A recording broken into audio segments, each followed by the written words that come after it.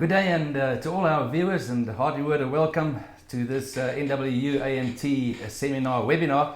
My name is Peter Moller, and I'm from the Postgraduate Student Recruitment Department of the Northwest University. I will facilitate today's webinar. If during the webinar you would like to, you as a viewer, would like to put forward questions and choose one of our topics, please do so during the introductions. Our first poll already on the go. It's supply chain challenges, option 1. Option 2 is market price fluctuations, and option 3 will be production systems.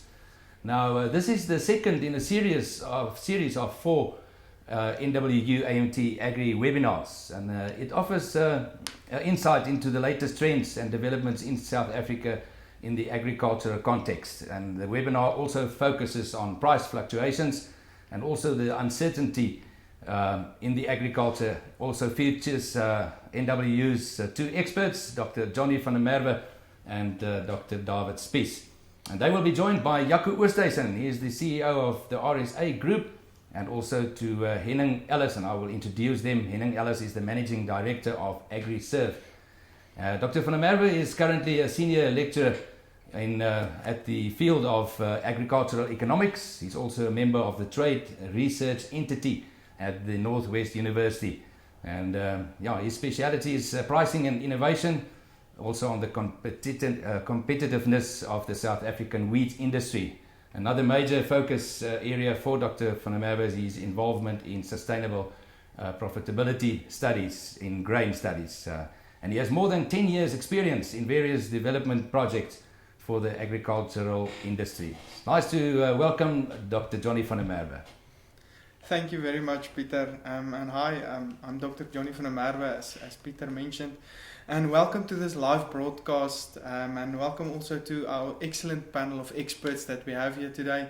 Personally, I could listen to them all day, but unfortunately we only have them for the next hour or so, so I'll immediately get into why we chose this topic for today, which is of course price fluctuations and uncertainties, which was evident in the market the past 3 months or so.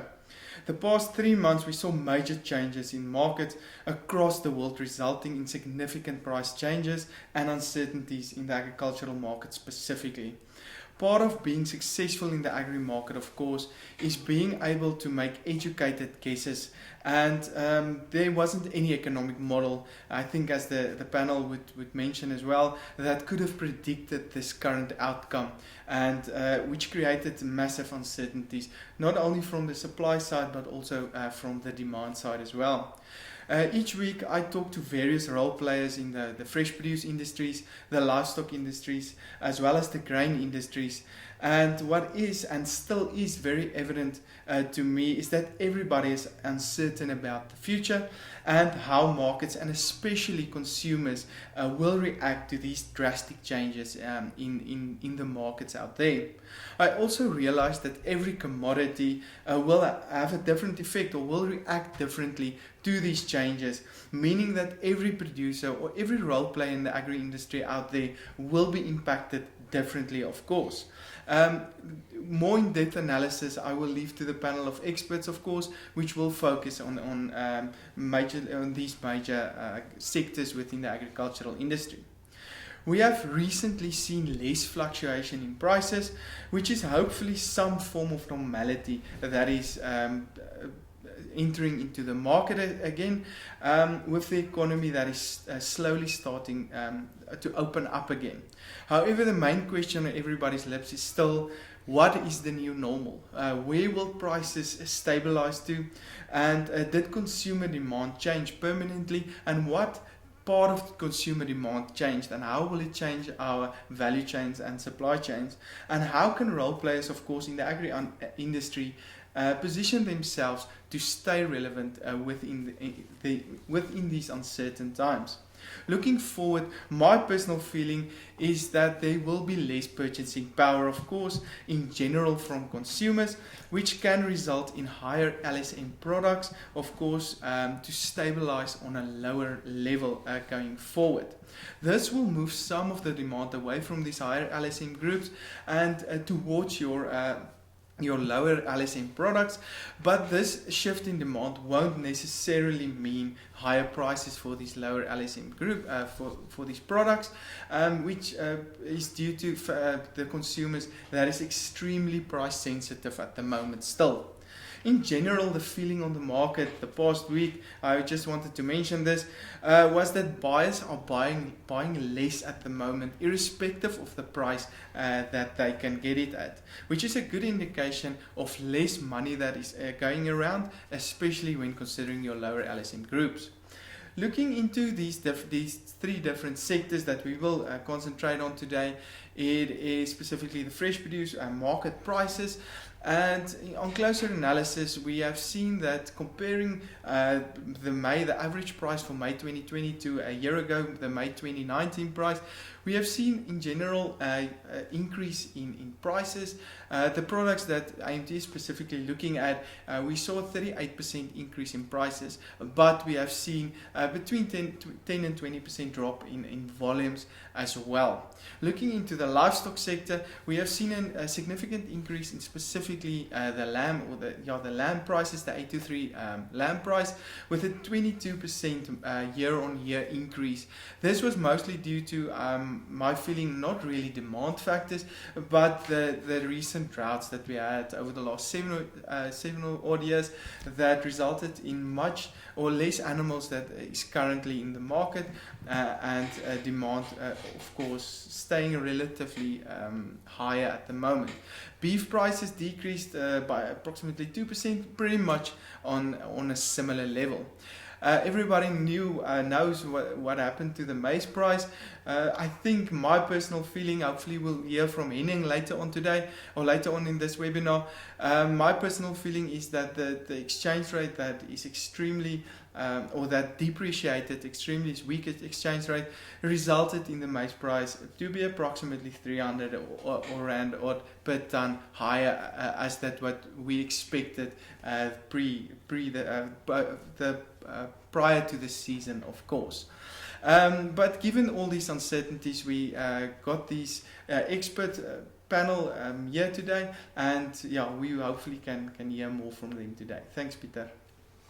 Thank you, Dr. Johnny, and certainly you will also share some more thoughts on the effect of uncertainty on prices for specific commodities, focusing on the fresh produce, also the grain and the livestock markets. Now, it's a great honor and privilege to introduce our first guest speaker. It will be Jaco Oosthuizen, well-known CEO of the RSA Group in South Africa, and he will touch on the supply chain challenges, the effects of closure on the hospitality industry, the importance of the informal sector's buying power, and much more than that. A hearty word of welcome to you, Jaco.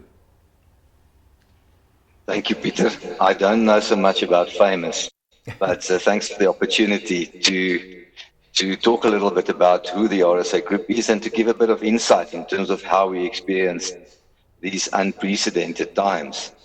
The RSA Group is fortunate to represent producers in all three major marketing channels, in export, in the retail and formal retail, and on the markets across South Africa.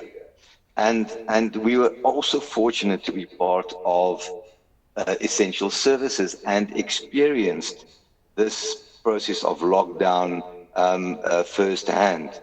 What gave us some insight was being in the export market and what happened potentially and what could happen to us, what happened in the overseas markets where access to countries was severely limited, where markets was closed, and that sort of prepared us for what to expect. And we could make 2 weeks before we started to make arrangements in terms of social distancing, in terms of sending staff home that could work from home, and then tackle the challenge of potentially how we're going to handle markets and social distancing issues and markets.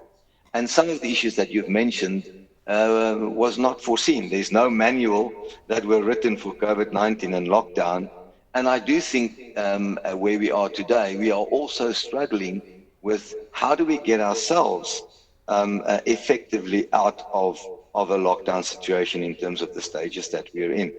And we did see the increases in pricing. We also saw decreases in pricing, and we also experienced the beautiful robustness of our markets and the ability to get fresh produce to people at fair market prices. And I know we're going to talk a little bit about it, and I'm looking forward to our discussion. Thanks, Peter.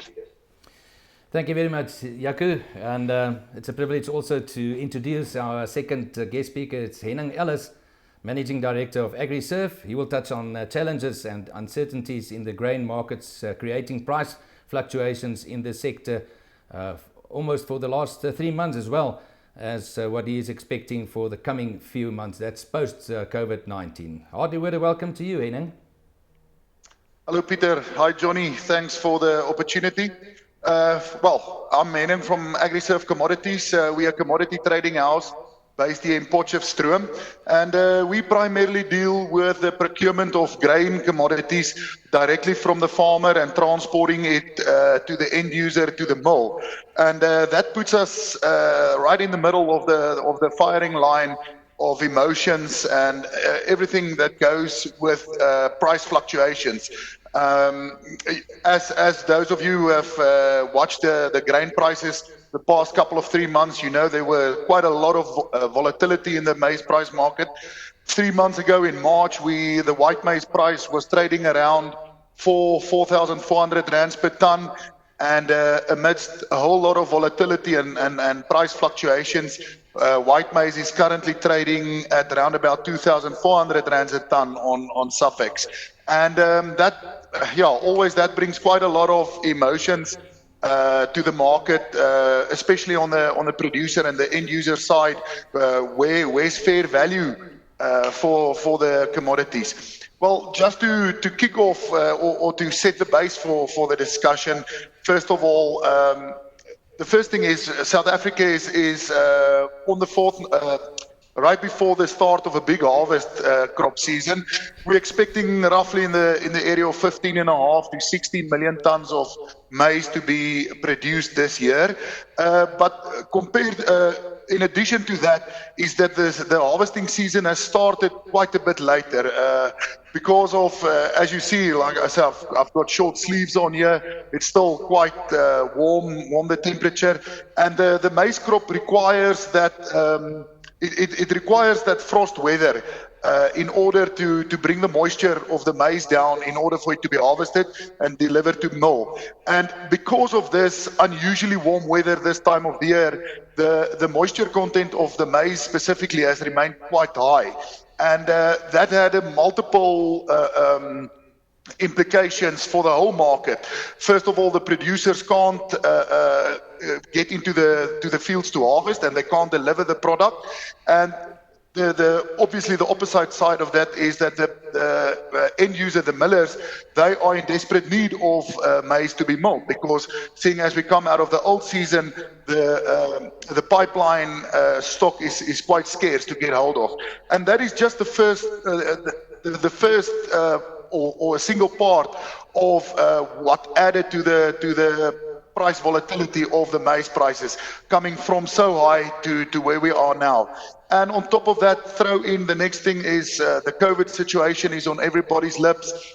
That also had some implications and uncertainties. And but even before that, we started with a trade war between the US and China, whereby China is they procure quite a lot of commodity products from the USA, and the trade war, obviously they halted that kind of diminished the demand worldwide for products, and that caused the Chicago corn price to diminish. Obviously the next thing on that is the oil prices that came down so rapidly.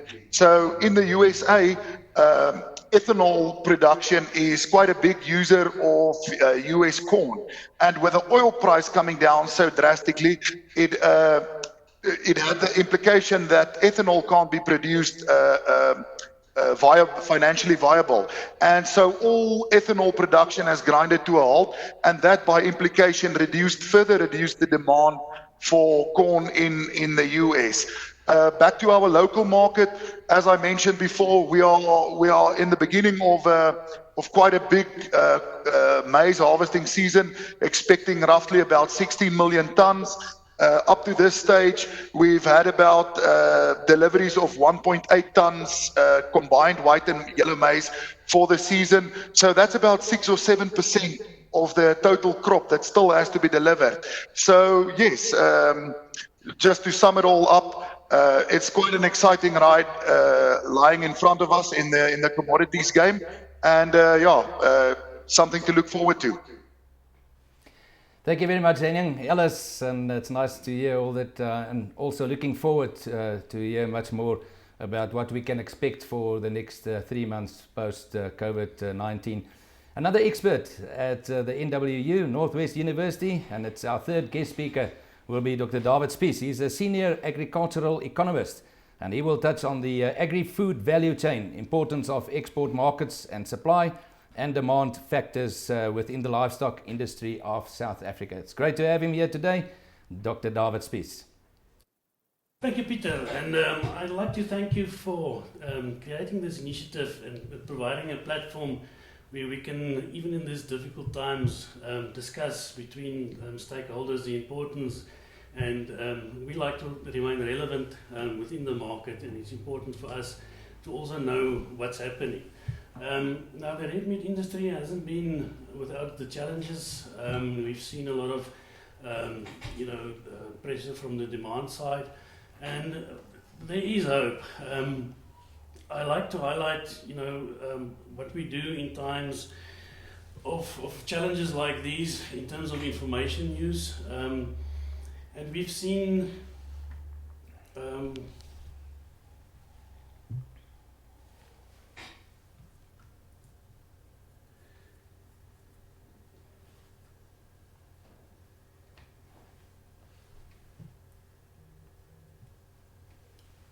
as I've said, we need to remain relevant, and we've seen some challenges coming in, especially in the red meat industry as well.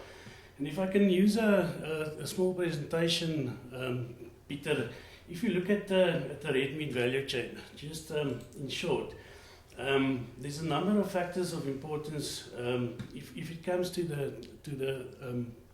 agri value chain. First, we've got the input suppliers, then we've got the producers, processors, exporters as well, and then the consumers. And the issue is, we are operating in a global environment, and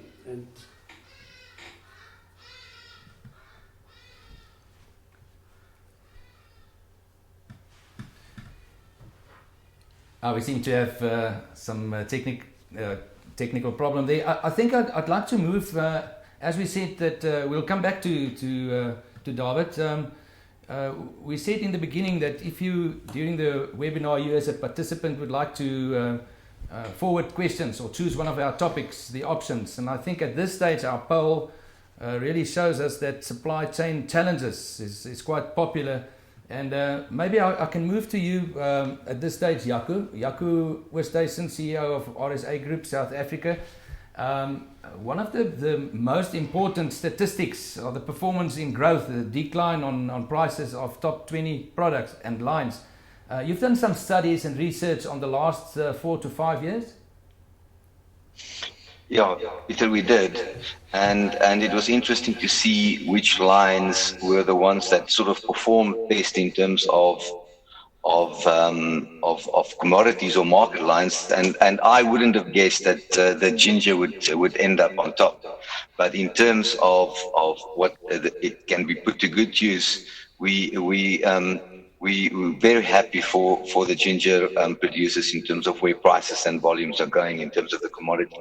But the interesting sight or the interesting process for us was that there are substantial growth on markets for all products. And the barriers to entry to markets are relatively low, and that is all good signs for budding producers and settled commercial producers.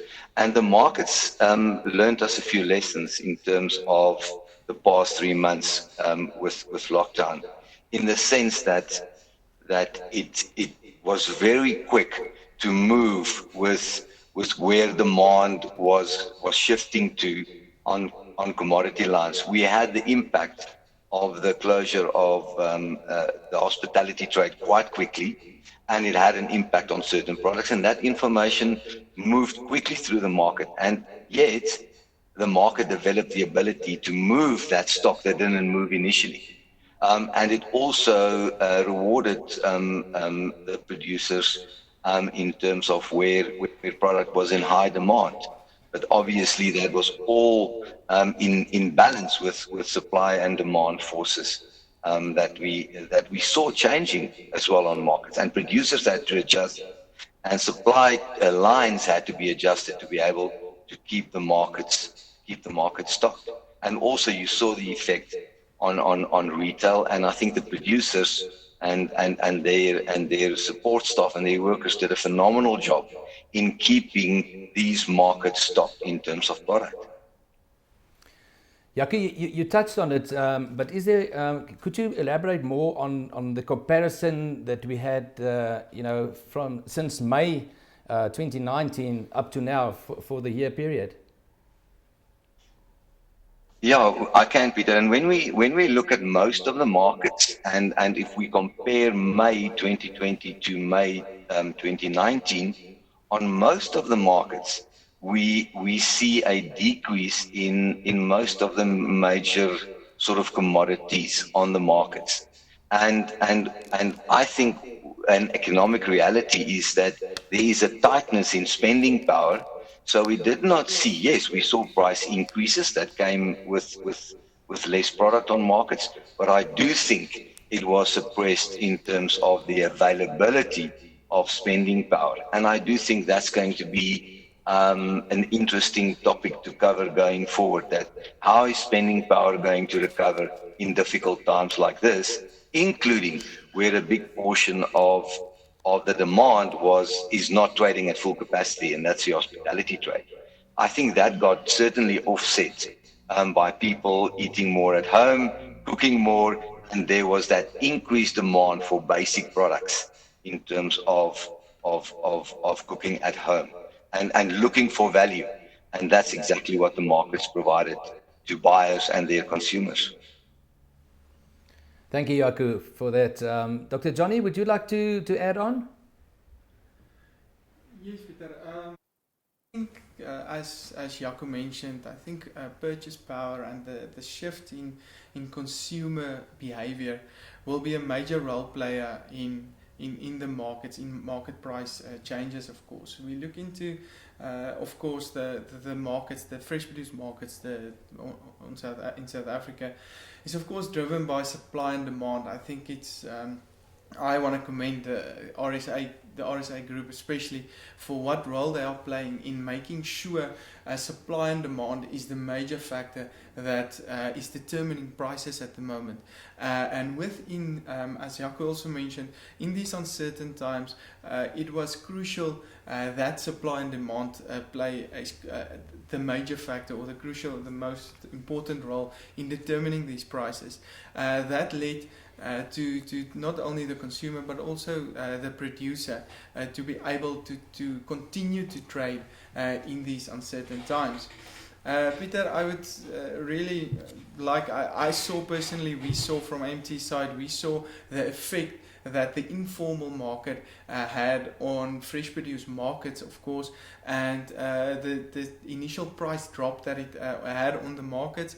And I think we're underestimating the informal market and the extreme power that it has currently in the South African, not only the fresh produce markets, but I believe in the near future, and as we're moving towards the end of the year, if we look into the grain sector specifically, I know maize meal, for instance, is becoming a commodity that's in high demand at the moment, and how that will impact supplies and end supplies going towards the end of the year, I think will also be a major factor determining prices over the next few months or so.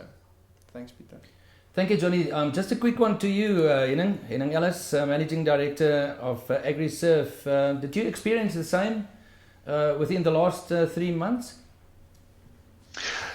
I think what differentiates us from the fresh produce market is I think on the grain side, traditionally this is we go into the harvest season. Obviously, delivery will be high. So going back to from the month of March, where delivery, that is the very soonest of maize available, will be coming off, and that is mainly irrigation in your irrigation maize in your warmer climate areas, the Limpopo and Northern Cape irrigation areas. So as we progress now, obviously delivery will increase for maize into the coming months, June and July. What did change, or what was significant to see, was the demand for exports, especially white maize. The one thing was that Zimbabwe they dropped the regulation, the requirement for non-GMO maize, whereby in the past they only imported non-GMO maize, and at one stage of the scarcity, so that regulation was dropped, and the regular commercial maize, as we produce primarily, was then taken into Zimbabwe, and that had quite a big effect on the demand side for maize.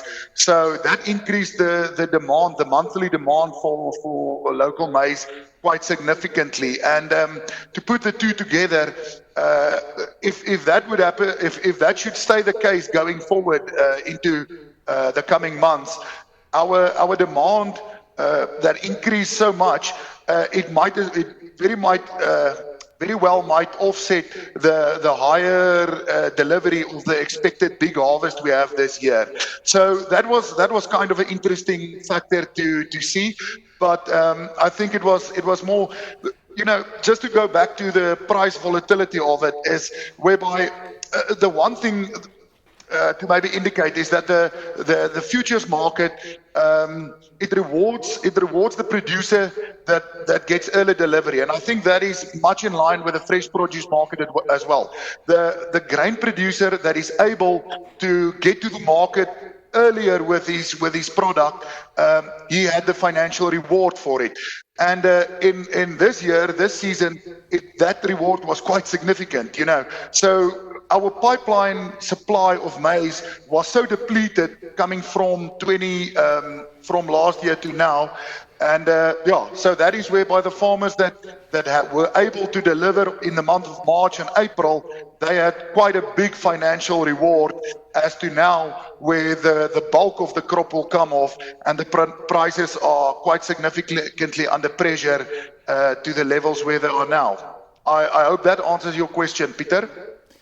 It does, Henning. Thank you very much for that. Maybe just a quick question before we move to our next poll.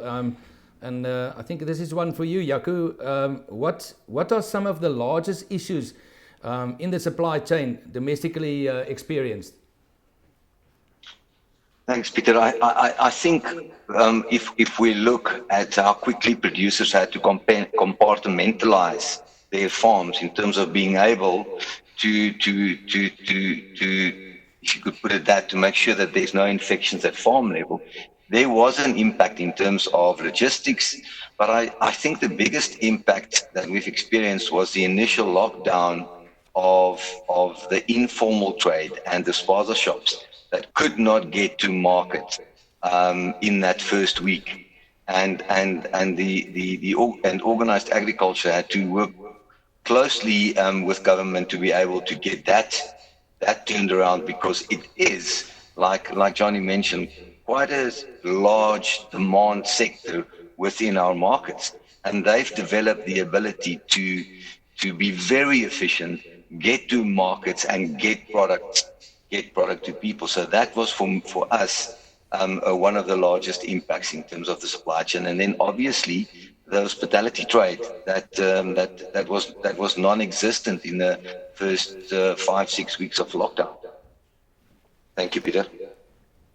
Thank you for that one, Jaco. I think we're going to move to our next poll, and it looks like the most popular one at this stage is changes in the consumer demand. Sorry for you, Jaco, but it's you again. But before I introduce you, Johnny, maybe just a short introduction from your side. Thanks, Peter. Specifically, let's look into. I just want to touch on the livestock industry as well. Changes in consumer demand from that side.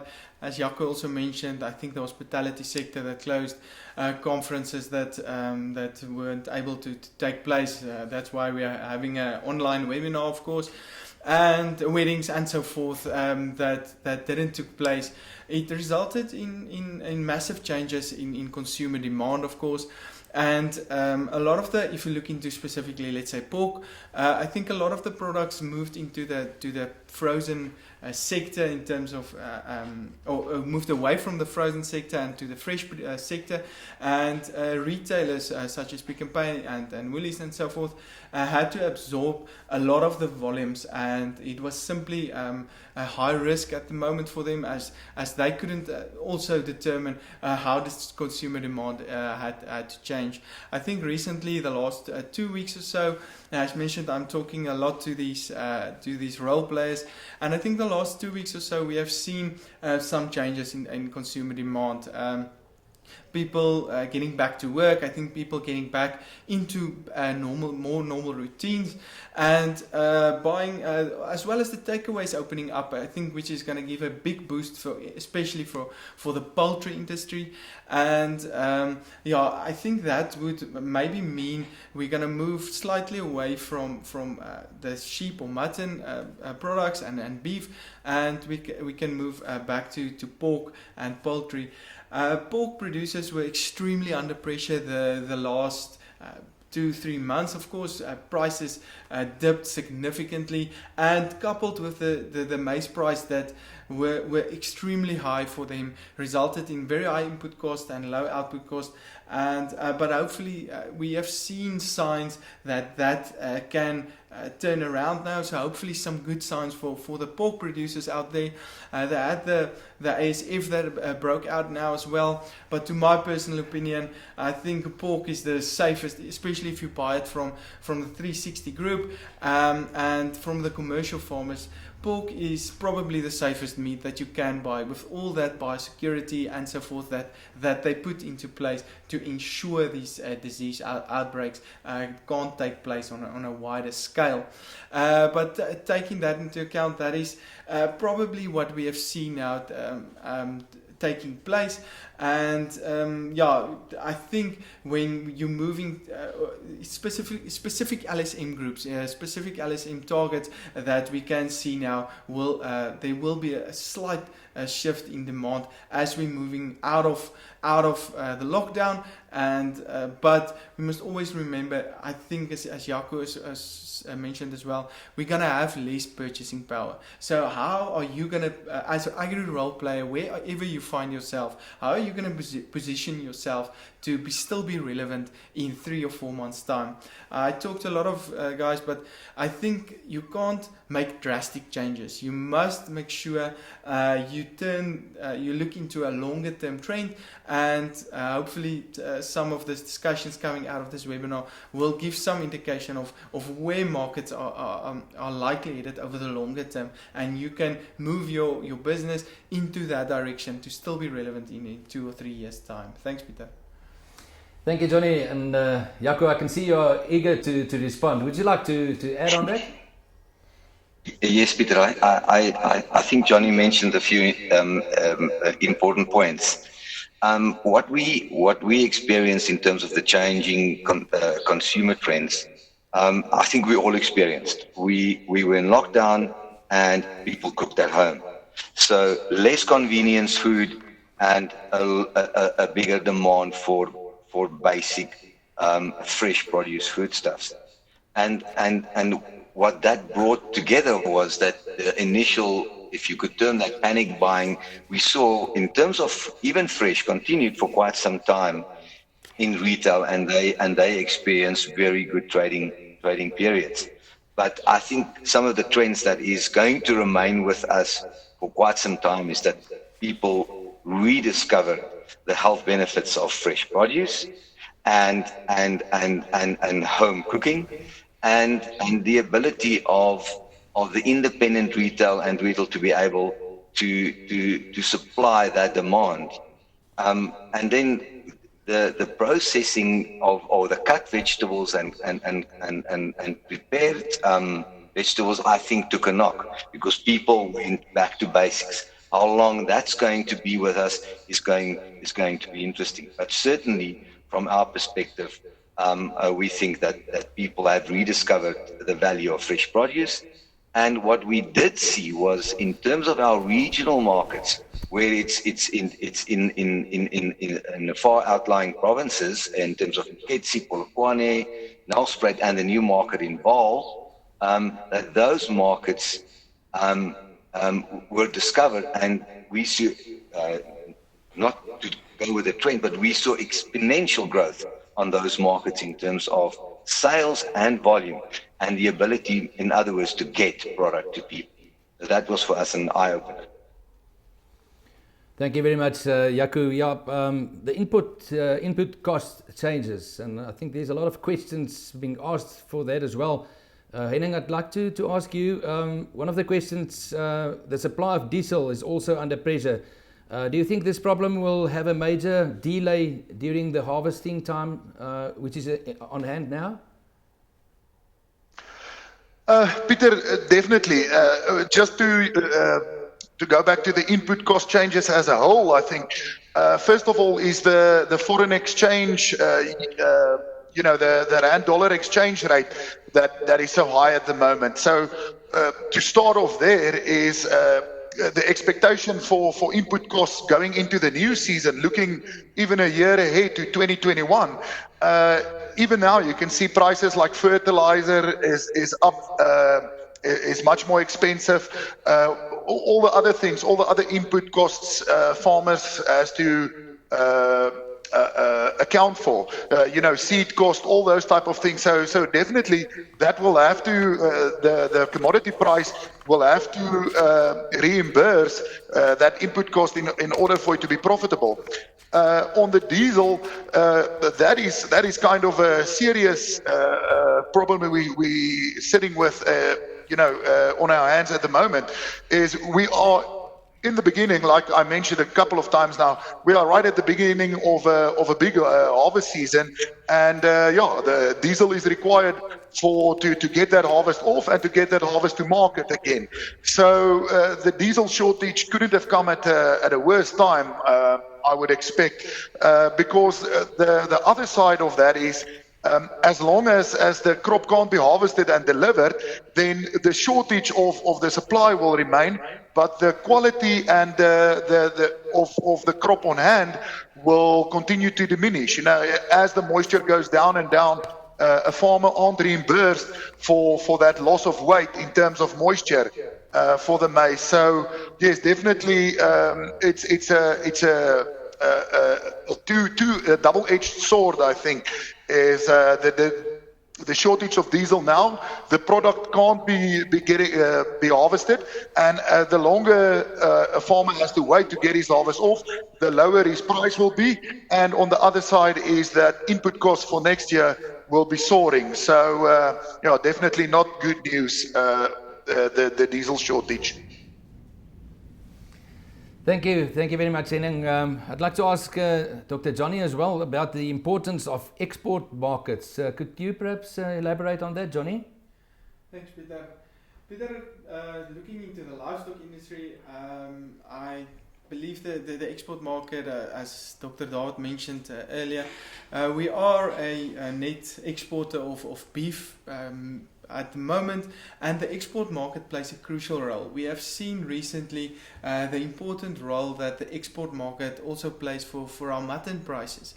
We are exporting live sheep, which is, I think, on hold at the moment. The new news came out today, which is on hold today, and that ship is on hold, and it's going to be interesting to see how that will impact the price. Of course, it's not necessarily the amount of meat that's not going in and out. I think it's the sentiment surrounding that, especially when we had the foot and mouth disease outbreak and we couldn't export any of the meat.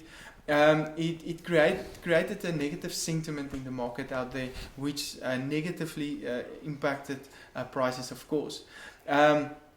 Fresh produce, I think the export market is essential, of course. You can't go out without it, especially looking into the fruit industry. I think the market will really take a severe dip, especially if you look into oranges and so forth. Our local producers are producing really efficiently, and I think our products are in high demand, not only from our neighboring countries, but developed countries as well, looking into Europe and so forth. And I think that's where most of our fruit products are actually going to. So I think what was a major factor in export markets the past year or so was especially the China market. Henning touched on it earlier, and I think the trade war between China and the USA, lower growth in China and so forth, resulted in severe uncertainties, especially in the export markets. I think what happened in the COVID-19 outbreak now was, of course, that lots of countries looked inward now to see how they can protect their local producers, how they can protect local consumers. And I think that was counterintuitive of what the World Trade Organization wanted to do, to get a whole world that's trading freely and everything. But I think this COVID-19 outbreak resulted in globalization to stand still, if I can call it that, for a while. And that's why our local production plays such an important role to ensure food security locally, and not only for the South African market, but I believe for our neighboring countries as well. And that's really an important part. And I think I don't even have to mention the important role that it plays in the grain sector. Of course, if the corn, the seaboard price of the Chicago maize price goes up and down, we immediately feel it in South Africa. So we need to take that into account, and of course protect our exchange rate, of course, because that is going to have a severe effect, as Henning mentioned, on our input cost and of course our prices for our products.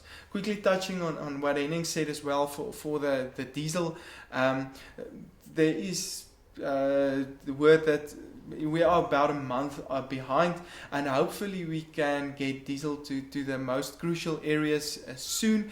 But I think the low demand resulted in some of the production facilities to cease production locally, and they need to get up to speed as well. I think some of them had to do some maintenance and so forth, so hopefully they can catch up soon. But I don't think we have a specific time frame of when we will have enough diesel as well, but hopefully it can be soon, and hopefully we can channel most of that to the harvesters at the moment, so that we can get this maize off as quickly as possible. Thanks, Peter. Thank you, Johnny. Jaco, I'm going to ask you in a nutshell, and it's a very interesting question on changes in the consumer demand. The buying behavior of consumers changed now forever, and during the lockdown time, more consumers moved to online buying. Do you think that will be the trend in future? Peter, yeah, I do think there's been an increase, and the latest sort of information that we've received from some of the retailers is that previously some of the retailers did not concentrate on online fresh selling, because there was and we always believe that fresh produce needs to be tactile, you need to be involved with the product, but they confirmed that they certainly saw an increase they opened up fresh produce online, and they saw an increase, and later on during lockdown that did not taper down. So it does seem to me that it's here to stay, and it's going to be interesting to see how this is going to influence the change in demand structures. And I do believe we will find that, you'll have the Uber type supply structures coming into play, where in the past people would have gone to their local.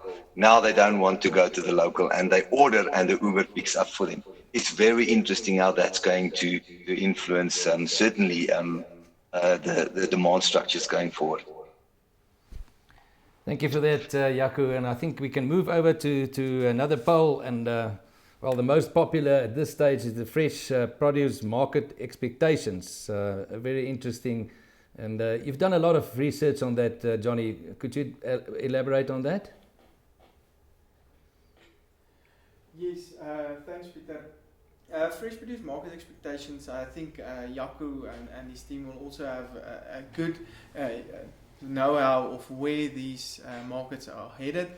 I think looking into longer term trends, we can see that supply usually plays a crucial role, and supply is determined by environmental factors, of course. Specifically, when you look like a more perishable product such as tomatoes, supply plays a crucial role, and that is dependent on the weather conditions, whether it's frost or very hot, and we have seen that prices react very quickly in terms of that market. Looking into other products such as potatoes and so forth, onions, I think we can see over the longer term, if we compare monthly trends, we can see that it's usually supply-driven markets. Very interesting when looking into specific weeks, and I think within specific days as well, we can see that demand starts to play a more crucial role, of course, when people are getting paid and basically the purchase power of your consumers out there. And that's why we at AMT, of course, try to phone the market agents and to get the feeling of the market as well, and to see what is happening on the ground. And the market agents from the RSA group is really helpful in terms of that. So we can determine those trends. I want to link to Jaco as well, and with garlic, for instance, I know you mentioned ginger, but garlic prices soared as well through this lockdown, and we have seen it can be due to demand. I think it's considered a healthy product, but we have also seen that volumes decrease significantly. So it'll always be different factors that needs to be taken into account, but taking these factors into account, you must be able to make educated guesses. If you start planning, if you're a producer out there, you need to see what is the rhythm of the market, basically. And I think you can't have a one-size-fits-all. Every different commodity on the market, and going deeper into that, I think different qualities, different sizes, for instance, let's take potatoes, will have a different rhythm. So it is essential to talk to your market agent regularly and to get the feel of that market, which is crucial in your ultimate profitability going forward. Thanks, Peter. Jaco, I think you can make name for yourself now. Just say, tell us a bit more. Do you agree with what Johnny said, even also on the supply-driven markets? Yeah, Peter, I think Johnny sketched the picture, but I think if we expect or assume that we will keep on to a lot of the new buyers that have entered our markets, I think people have rediscovered markets. There's a lot of new buyers on our markets, and we have expanded the offering in terms of those regional markets in the country. So if I take that into account, and I hope, Henning, we're right that winter is on its way, and it looking like there's a few cold fronts on the way, it could influence potentially some of the supply structures and take the edge off. And I do believe that markets will react, and I think we will see positive pricing for producers in the next few months on markets. And there has been some indication of that, but overall I'm not negative in terms of markets. I see positive results and positive pricing coming out of this. Obviously it's balanced by the demand side and the availability of cash. The interesting part is we did immediately see an impact when liquor stores opened in terms of the availability of free cash suddenly to be spent on basic foodstuffs. But that's natural, but it is heightened in times like this when you need to stock up and suddenly there's this outflow of money that normally would have been spent somewhere else. That's what we're going to experience going forward. But overall, I'm positive about how markets will react going forward. Thank you, Jaco. And I'd like to move to Henning. Would you agree the same in the grain market, the expectations? Thanks, Peter. I do in the longer term. I do agree. In the grains market, we will obviously see harvest pressure in the next couple of months, June, July. So that is supposedly it will have downward pressure on grain prices, which is usual, and so we expect. But looking past August and going forward into the new year, as mentioned earlier, like Zimbabwe dropping the non-GMO requirement for imports, and there have been quite a demand for maize has been unusually high, and if that will continue, then most definitely commodity maize prices and other commodity prices will react, and I expect that there's a saying in the market that the cure for low prices is low prices. So if prices are too low, suddenly demand will increase from everywhere, from exports to Asian countries, as we're busy exporting now yellow maize to Korea, neighboring country exports.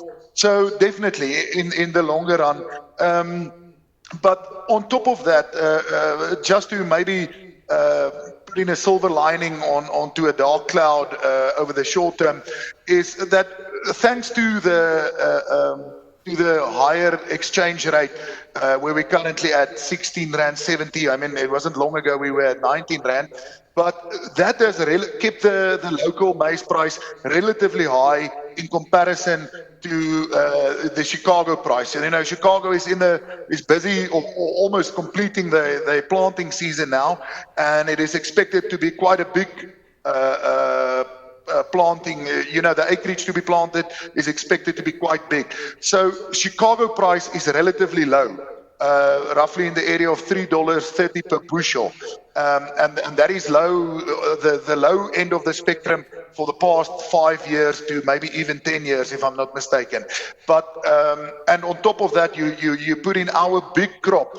The expectation would have been, were we still at 12, 13, maybe even 14 rands to the dollar, the bloodshed and the price on maize would have been very much lower than we are at the moment. So, and I think maybe there's some other expertise by Johnny and them that can explain. But I think overall the agricultural sector is expecting a profitable season. And just to come back to your initial question, is over the long term with demand where it is now.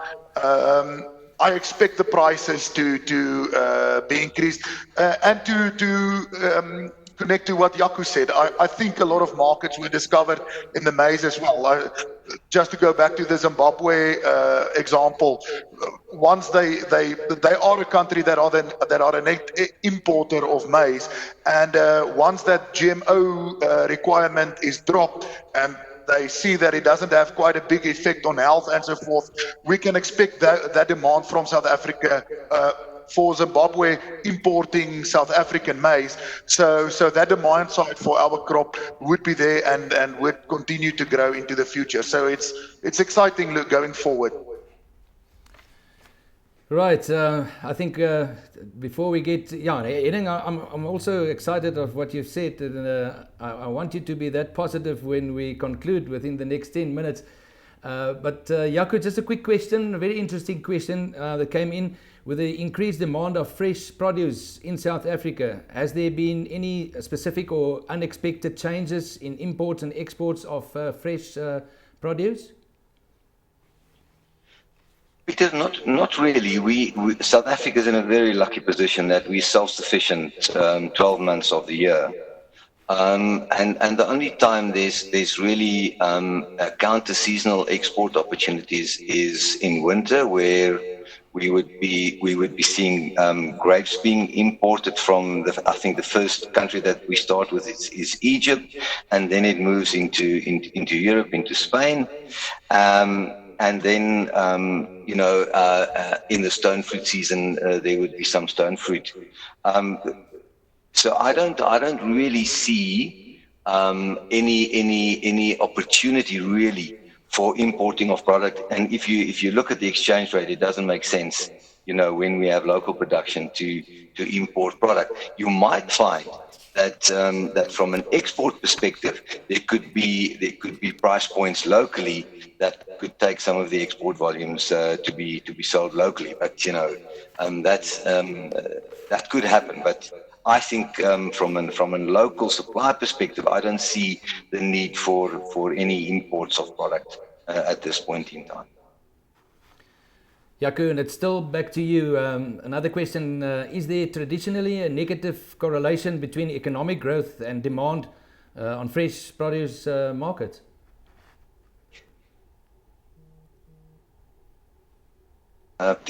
Peter, I pressed the wrong button here. Fresh produce markets are we normally behind the curve. When it's tough going, fresh produce seems to be doing well because it's sort of the ultimate basic. But you can't escape the macroeconomic conditions. You can't escape those economic signals. But when we are at times like this, fresh produce tend to perform well at all levels in terms of difficult times. So we are a little bit counter-cyclical, if I could put it to you that way. Yeah. Thank you very much for that, Jaco. I think just to conclude, and I'm going to run through our panel, just a last wrap-up. And a question, given these developments over the last 3 months and also during the lockdown, is it all bad news going forward? Can we take any positives out of this? Let's start with Henning. Thanks, Peter. Well, no, I definitely don't think it's all negative. I think, I'm optimistic and exciting about the future.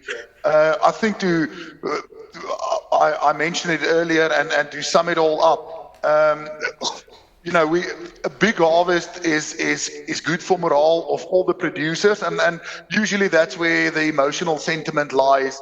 In our sector especially. So a big harvest, everyone's mood is lifted as soon as he has a big harvest. So prices, in lower grain prices doesn't tend to be. It obviously will be a factor, but as long as there's a big, beautiful harvest on the field, everyone's mood is lifted. So that's the first thing. We do have a big harvest, and I think the crop estimate is on 15.5 million at this stage. I expect it to rise to somewhere in the region of 16.3 million tons of maize for the year. So that is optimistic in itself. Thanks to the exchange rate, prices are fairly competitive to what would have been expected. So, and the final thing is that the discovery of new markets in the grain business. I know Jaco has mentioned it quite a number of times, the different markets they have, but also in the grains market, the new markets that were discovered and the demand that was so high. So I definitely think it's something to look forward to. In terms the bigger turnover expected for farmer. Big yields and a fair value or above fair value market price for his crop, that obviously can be invested into new technology, new equipment, everything. So, to sum it all up, I am actually very excited and optimistic going forward. And 2020 promises to be a good year, and I even more so expect 2021 for a grain producer to be an excellent season looking forward to. Thank you, Henning. It's great to be that positive, and thank you for that positive news. Jaco, just a short summary from your side. Are you taking more positives out of this as bad news? Certainly, Peter. I think Henning has said it. I also see that, believe that from a technological perspective, the industry has been kicked forward 5 years. We certainly have to start to implement a wider range of technological solutions, specifically when it comes to selling. And I think that virtuality is going to play a bigger role sooner. I also see a little bit of a fault line that crept in, where facilities that are managed by local councils that are not up to standard. I believe the private sector is going to take the opportunity and provide new points of distribution and new markets, because that's just an inevitable scenario. And right across where you're sitting from, you can see it in terms of the new farm market, and where from a vereniging market perspective, there was just no care and attention to the facility. So for me, those are the positives that we're taking out of it going forward, and I'm certainly looking forward to it. Thank you very much. Thank you, Jaco. Johnny, over to you. You can't be negative now. No, of course not, Peter. I think what the old saying is, never waste the opportunity of a good pandemic or a good issue. And I think we have seen this, and hopefully the opportunities coming out from this, if I can sum up what the speaker said now, I think the best opportunity that came from this was new markets. I think the market was kicked forward, as Jaco said as well, regarding the production. We need to improve our production techniques. We need to reduce the risks on our farms, of course, in the production arena, but also in the selling, of course. So I think this pandemic resulted in a lot of role plays, unnecessary role plays, to be removed from some of the supply chains. So hopefully we can create supply chains that is much more efficient, getting products cheaper to the end consumer, but still high quality products. And I'm very excited about the opportunities that is coming out of this. And so we really need to grab onto those opportunities and take them forward. And I think there's exciting times lying ahead for the agricultural industry over the next year or so. Thank you very much, Peter. Thank you to our panel. Thank you, gents. Just a reminder that the content of today's conference and webinar will be available on various social media platforms. Certainly most important, you'll be able to find it on the NWU YouTube channel. So thank you very much to our speakers, our NWU experts. It's Dr. Johnny van der Merwe and also Dr. David Spies. And then Jaco Oosthuizen, CEO of the RSA Group of South Africa, and Henning Ellis, the Managing Director of AgriServe. Thank you very much for your inputs. If you would be interested in any of today's information, or more importantly, if you would be interested in furthering your studies, postgrad studies at the NWU, you're more than welcome to contact us. Don't hesitate and do it. So we thank you for participating and viewing, and we hope and trust that you will stay safe. God bless. Thank you. All the best.